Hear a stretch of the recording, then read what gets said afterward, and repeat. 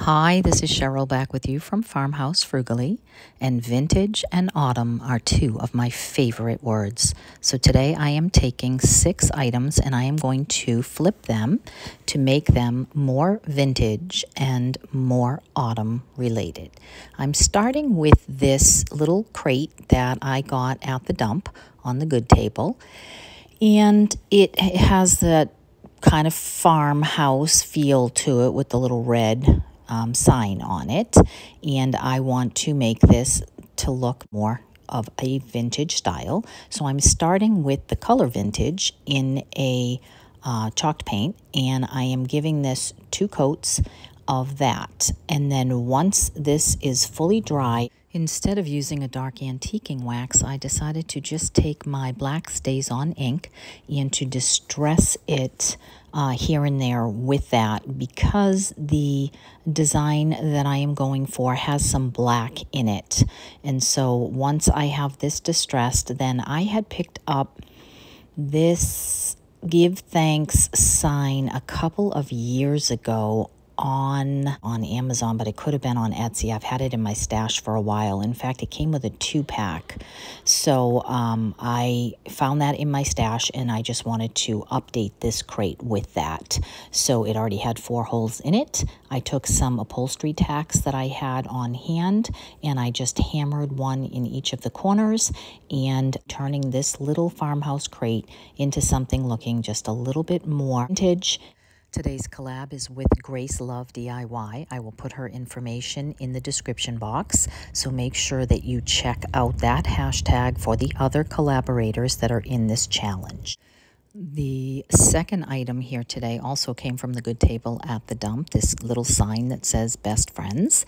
And so I'm not sure who would put that in their home or how that would actually work out, unless you live with your best friend.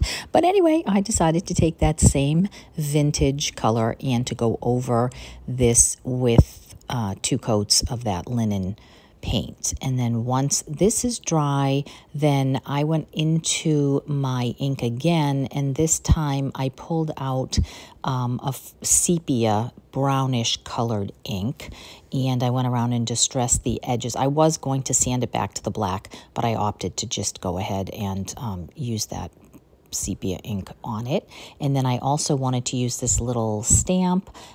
This came also from the good table at the dump last year, so I am just putting that stamp on the front of that sign, and then using these transfers that I picked up at the dollar store. And I have to say, I've used a number of different kinds of transfers, IOD, Prima Redesign, a couple of other companies that I've gotten off of Etsy, and I feel like these Dollar Tree transfers release so easily. They stick down and they release very, very easily. There's not a lot of pressure needed, so they actually do a pretty good job considering they're $1.25. So I put a number of different pumpkins here and there on the sign because of the colors that I have in my dining room this year. So here I am just distressing around that. And so I decided that this needed a little something else and went into my stash of just ribbons and laces. And I just went ahead and took some of that dollar store lace with some of the different ribbons and made a little messy bow to attach to this. And that is it. And I just feel like these light sage greens and the lace and the peachy colors lend themselves to something just a little bit vintage. And so you'll have to let me know what you think about these colors and what colors you use to decorate your fall. Now, this third item was already a pumpkin. I found this at the good table at the dump last year. It was missing its stem, and it had been painted with a very sparkly, glittery kind of probably Mod Podge. And I am not a fan of anything that is glittery.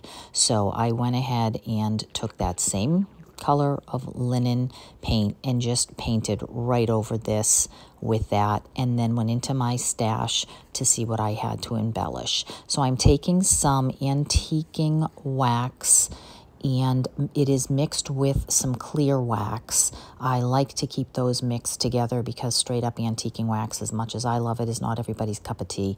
And so having it with the clear wax already mixed together is great alternative. It's a little bit easier to wipe back and make sure that it isn't too dark. So I'm just giving that a more vintage feel with that, and then I just took a couple of little lamb's ear leaves and a cork. I got a huge bag of corks at the dump last year, and so I like using these for pumpkin stems, adding just a little bit of the green moss on the top. And also at the dump just this week, I found this stem of pip berries, and they just so happen to be peach and green, the colors that I'm working with here. So I added a little bit of those down the side, and that is that.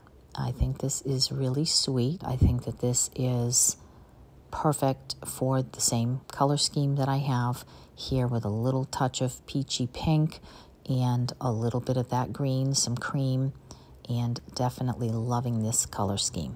Now this item I got this week at the dump as well, and actually I like it the way it is, but it was broken, and one of the sides of the picture and I don't know, faded maybe, I'm not sure. It just didn't look great. It looked a little bit tired. So I decided to glue down the broken part, and once again I am doing this same color. So I did the inside and the outside with 2 coats, and then once this is fully dry, then I am very interested in seeing the raised framed edges pop. So again, I took the dark antiquing wax with the clear wax mixed together, and I went ahead and brushed the wax around those edges and then wiped those back with a rag, just trying to keep that look right around the edges rather than doing the whole thing, making that look a little bit more vintage.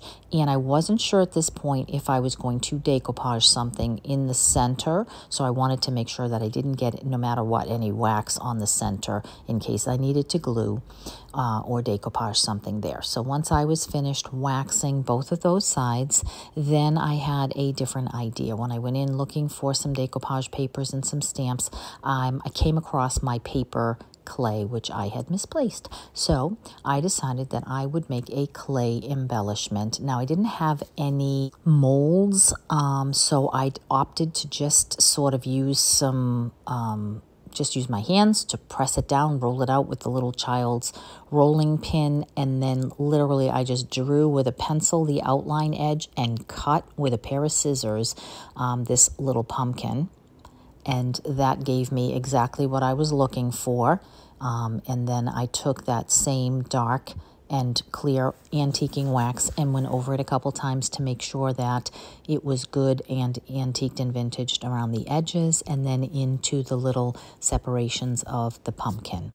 Now, wood glue would work great here. I have done that in the past, but since my clay was still pliable, I just added the hot glue that I had right at hand and pressed that right in, and then pressed around the edges to make sure that that's sort of sealed to the wood. And then I am embellishing it just with a little bit of that pipberry and a twine bow, just to make that a little bit more vintage.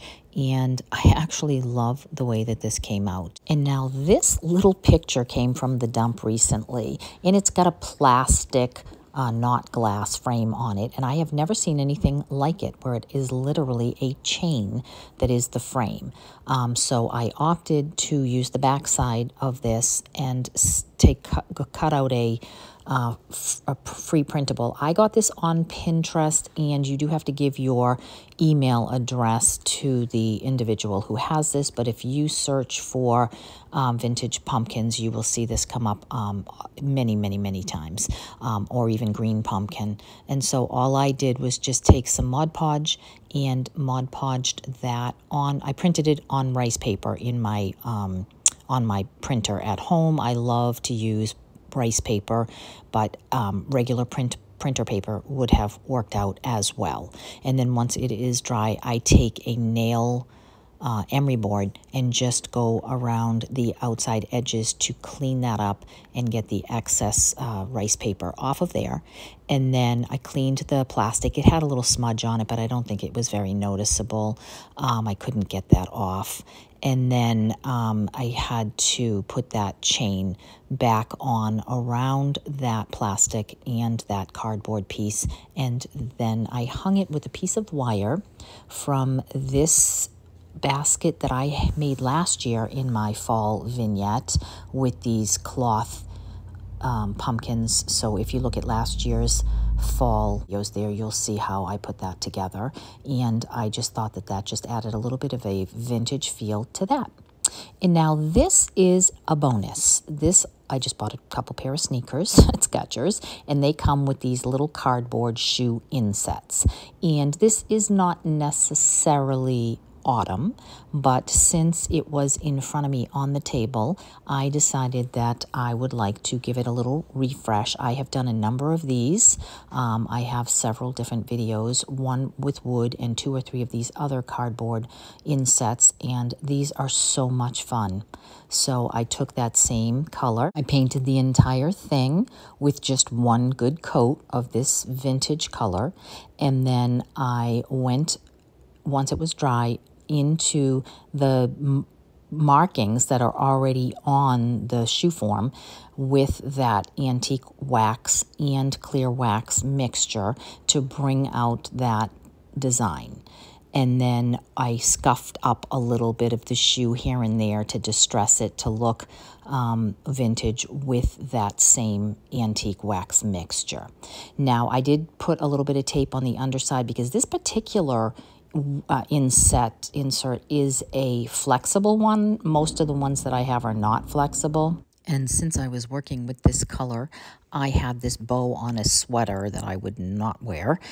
So I was using this sweater for something else, and I cut the bow off and decided to add that to the front of the shoe to definitely make it look more vintage and more Victorian, almost in nature.